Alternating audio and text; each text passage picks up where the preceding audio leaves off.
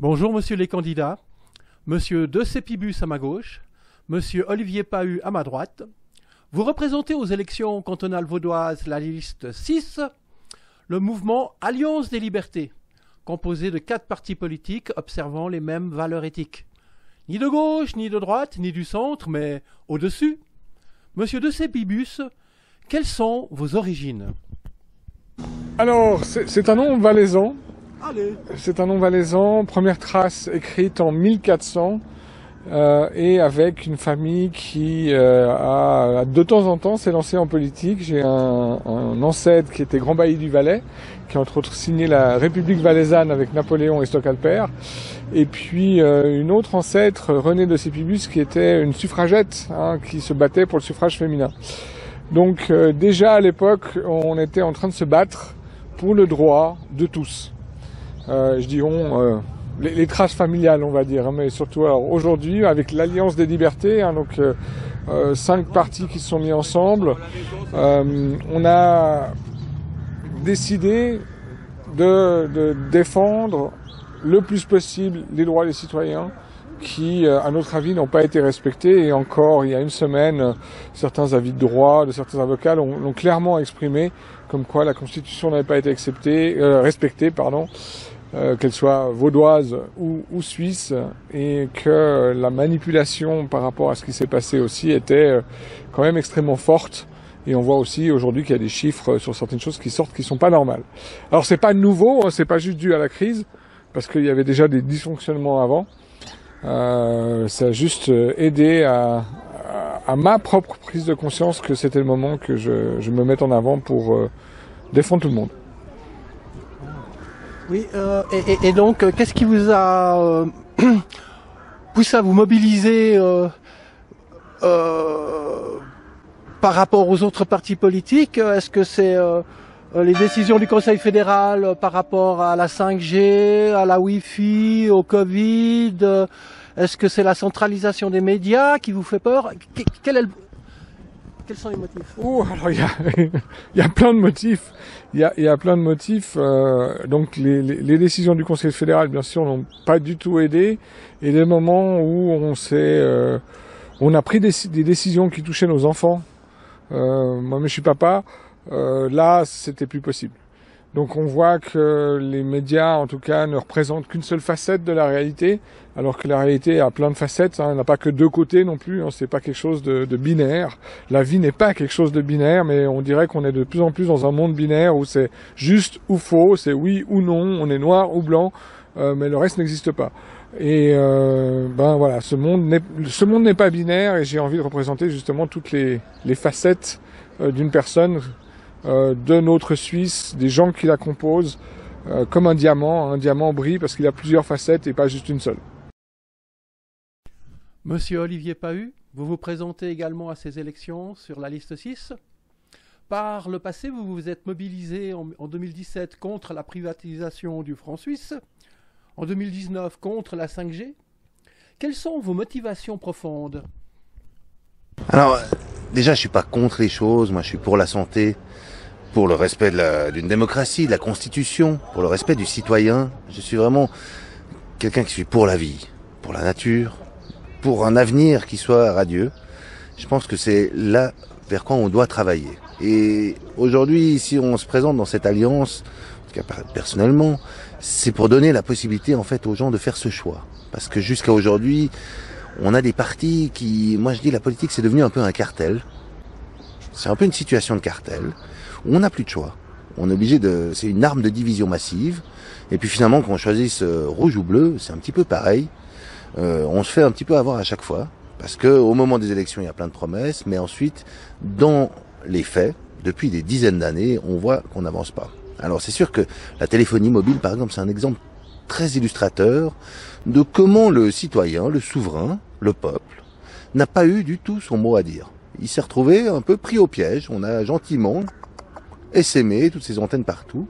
Et maintenant, on ne peut plus rien faire. Et des jurisprudences du tribunal fédéral, des choses comme ça, qui empêchent de tout faire. Ça a été fait tout à l'envers. On a d'abord fait une ordonnance, ensuite une loi qui couvrait l'ordonnance, mais la loi ne couvre pas ce qui est déjà choisi par des ordonnances. On voit toutes des petites combines un petit peu techniques, hein, mais qui sont des arnaques au peuple, des arnaques aux souverains, des arnaques à la Constitution.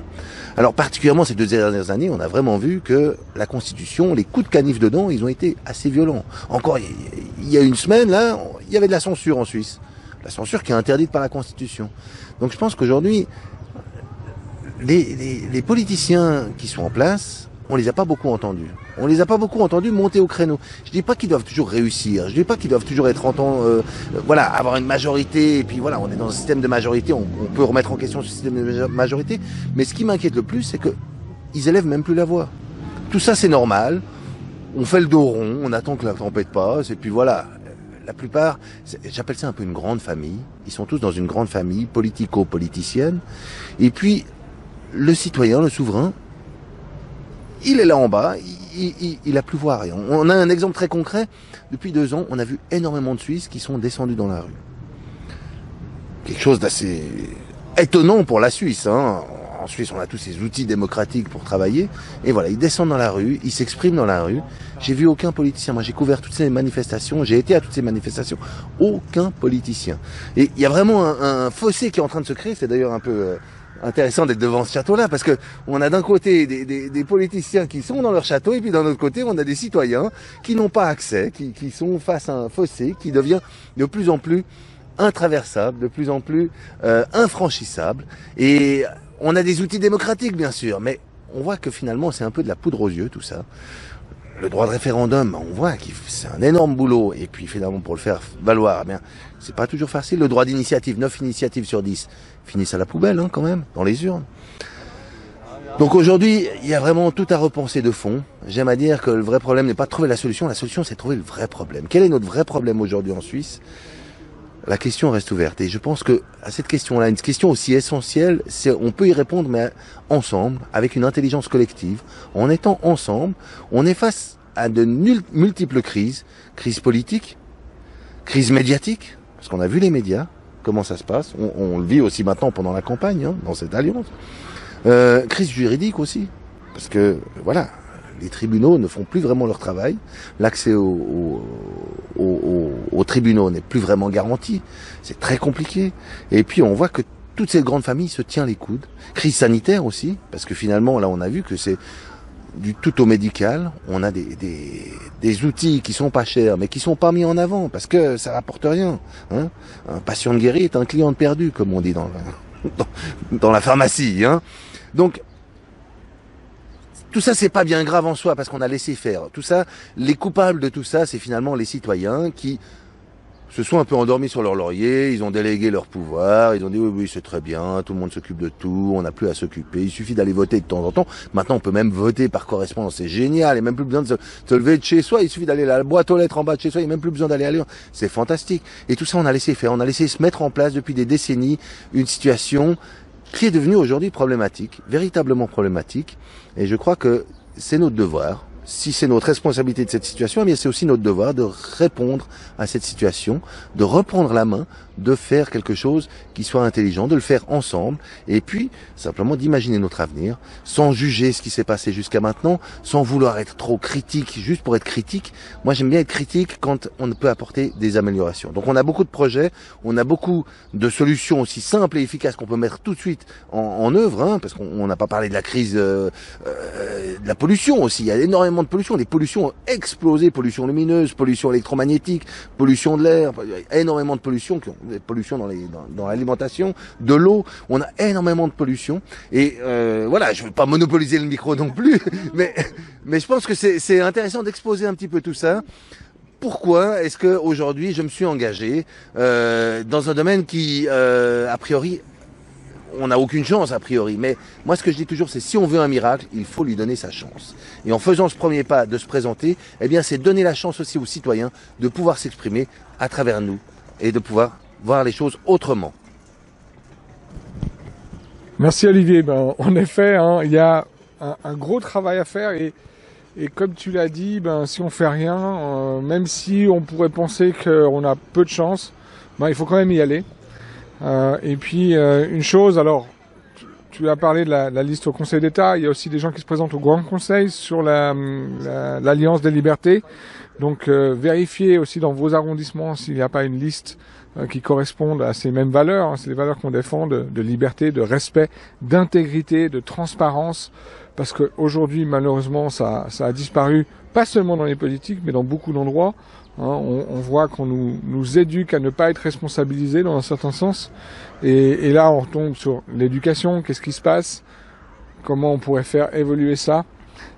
Énormément de pistes de réflexion pour ne plus avoir une politique qui est en réaction à des choses qui se passent au moment maintenant. Alors il faut faire plaisir à tout le monde. On voit là aujourd'hui, voilà, c'est que de la réaction. Ce n'est pas de la réflexion. Ce n'est pas quelque chose qui se fait sur 5 ans, sur 10 ans. Alors que la politique, c'est la place du peuple, hein, mais de gérer la cité, si on veut. Et gérer la cité, ça ne se gère pas sur des crises, sur des réactions de ce qui se passe, que les médias dans un sens prônent, dans un sens ou dans l'autre, parce que tout d'un coup c'est plus intéressant de parler de ça que d'autres choses. Donc commençons à réfléchir, à revenir au bon sens aussi, à la discussion des souverains, des gens, et plus juste d'une élite qui décide quelque chose et puis qui derrière, en utilisant certaines pratiques, et dans certains partis ça arrive, et je suis sûr que si vous faites partie d'autres partis et que vous regardez cette vidéo, le devoir de réserve, pardon, plutôt, hein, peut-être vous l'avez subi parce que vous n'avez pas pu exprimer dans votre parti quelque chose qui était au fond de vous-même. Hein, et on dit non, vous devez voter dans la ligne du parti. Hein. Mais qui c'est qui décide la ligne du parti? Est-ce qu'il y a vraiment eu une votation démocratique à la base? Souvent, c'est pas le cas. C'est juste les gens à la tête des partis qui décident. Non, on va plutôt pencher dans un sens ou plutôt pencher dans l'autre. Donc, revenons à la réflexion. Et il y a vraiment plein de domaines, plein de sujets où on ne doit pas être dans, de nouveau, le oui, le non, mais à une réflexion plus profonde. Alors, Olivier. Oui, moi j'aime bien dire que je fais pas de la politique, je fais de la politique, avec un accent aigu sur l'éthique. Et je crois qu'aujourd'hui, on a perdu beaucoup d'éthique, finalement. Beaucoup d'éthique qui s'est perdue dans tous les travaux, dans tous les domaines, que ce soit de nouveau médiatique, politique, énormément de domaines. Et aujourd'hui aussi, la politique, ça vient de polis, la ville en grec. Et puis la ville, à l'époque, Athènes, c'était un petit point dans un océan de verdure. Aujourd'hui, la nature, c'est un petit point dans un océan de ville. Donc aujourd'hui, j'aime bien parler aussi de biolytique, de quelque chose qui soit ou qui prenne en compte l'ensemble de la vie, pas juste l'humain. On met toujours l'humain d'abord, l'humain. Ah, nous on décide pour tout le monde et puis on parque tout le reste de la nature dans des petits carrés. Et je pense que il faut vraiment qu'on retrouve notre biodiversité, dans le sens où notre biodiversité entre nous humains. Hein, parce qu'aujourd'hui, on a énormément de minorités nationales qui émergent, qui sont émergentes. On peut penser, bien sûr, aux non-vaccinés, mais aussi, je pense, aux électro-hypersensibles, à tous ces gens-là, toutes des minorités qui émergent de partout. Et puis, c'est des minorités. Alors, la majorité a décidé comme ça, donc les minorités n'ont qu'à se taire. Et la nature, c'est aussi une minorité qui n'a pas sa voix, qui est toujours une voix éteinte, et qu'on sépare toujours de l'homme. Et je pense qu'aujourd'hui, on peut vraiment retrouver cette biodiversité, retrouver ce lien vraiment profond qu'on a avec la vie, avec soi-même, sa vie. L'univers, il est intérieur d'abord, mais il peut émerger vraiment à l'extérieur. Et tout ça, c'est faisable, tout ça, c'est possible. On peut mettre en œuvre énormément de choses immédiatement. Là, je parle de l'habitat léger, des semi-communautés, des endroits où on est privé. C'est pas juste de la communauté, c'est vraiment des endroits privés, mais où on peut vraiment créer des réseaux de gens. On peut parler des mini-forêts. Qui peuvent pousser sur 6 places de parking, l'espace de 200 mètres carrés, on fait pousser une mini-forêt, ça pousse 10 fois plus vite que voilà. On peut parler des micro-fermes aussi. Les micro-fermes, ça c'est très intéressant aussi, parce que ça ramène vraiment la biodiversité dans une campagne qui a encore moins de biodiversité qu'en ville. Dans certaines villes, il y a plus de biodiversité en ville qu'à la campagne. Parce qu'à la campagne, il y a énormément de pesticides, il y a des monocultures qui sont finalement qui ne permettent pas à beaucoup d'insectes de vivre, et puis on voit la disparition des abeilles, mais parce que les abeilles sont finalement exploitées par l'homme, mais on ne voit pas la disparition de tous les autres insectes, puisqu'on les exploite pas, donc on est moins à compter le nombre de vers de terre ou le nombre de vers luisants qu'on peut trouver dans la nature. Donc on a des vrais défis face à nous. Je pense que ce qui m'inquiète le plus, c'est que personne n'est vraiment au front pour faire face à ces défis. On peut penser à certains partis, les Verts par exemple, les Verts libéraux, qui finalement sont très convenus, ils pensent taxes, ils pensent interdiction, ils pensent plein de choses, mais ils ne pensent pas vraiment en profondeur à l'humain et à la vie, à la nature, à son ensemble, et puis à notre avenir, parce que finalement, on n'a pas hérité de nos terres, on l'a emprunté à nos enfants, on l'a emprunté aux générations futures. Et j'aimerais qu'aujourd'hui, cette génération, ces années qui viennent là, on puisse faire quelque chose qui, dans cette génération, on nous dise « Waouh, là-bas, ils ont réfléchi, ils ont fait quelque chose d'intelligent. » Et on est vraiment dans cette dynamique de réflexion en profondeur, de plein de problématiques qu'on peut avoir, avec une vision d'avenir positive, surtout. Parce qu'on est dans un moment où il y a plein de défis, on voit des défis géopolitiques actuellement. Olivier a parlé des défis par rapport à notre relation à la nature, mais on fait partie de la nature, comme tu l'as bien dit. Donc vraiment, arrêtons de nous battre dans un certain sens, avec des étiquettes, mais œuvrons pour l'avenir. Et c'est ce que je pense qu'on est d'accord de dire tous les deux pour avancer. Il y a une première échéance, c'est le 20 mars. Donc allez voter, surtout si vous êtes déçus de la politique. C'est le moment de faire la différence et d'amener des gens qui ne sont pas des politiciens, mais qui sont des citoyens de la Suisse, de ce monde. Voilà, vraiment, on ne prend aucun risque en fait à faire ce vote-là. On ne prend aucun risque, parce que on a essayé pendant des dizaines d'années de faire autrement, on ne prend aucun risque. Donc le 20 mars, liste numéro 6 pour le Conseil d'État, il y a des listes au Grand Conseil. Et puis, c'est important que finalement tout le monde participe de nouveau à cette vie en commun. Je pense que la participation, l'article 6 de la Constitution, pour terminer, on peut le rappeler, toute personne est responsable d'elle-même et doit contribuer selon ses forces à l'accomplissement des tâches de l'État et de la société. Article 6 de la Constitution, c'est le 6e article. Et là, vraiment, c'est un appel à chacun. C'est un petit peu un devoir qu'on a à faire. Si c'est juste même de voter, d'aller à l'urne, eh bien, faisons ce devoir. Cette participation, cet effort, tout le monde peut le faire. Et puis ensuite, cet effort commun, on peut vraiment construire aujourd'hui, demain, maintenant, ensemble.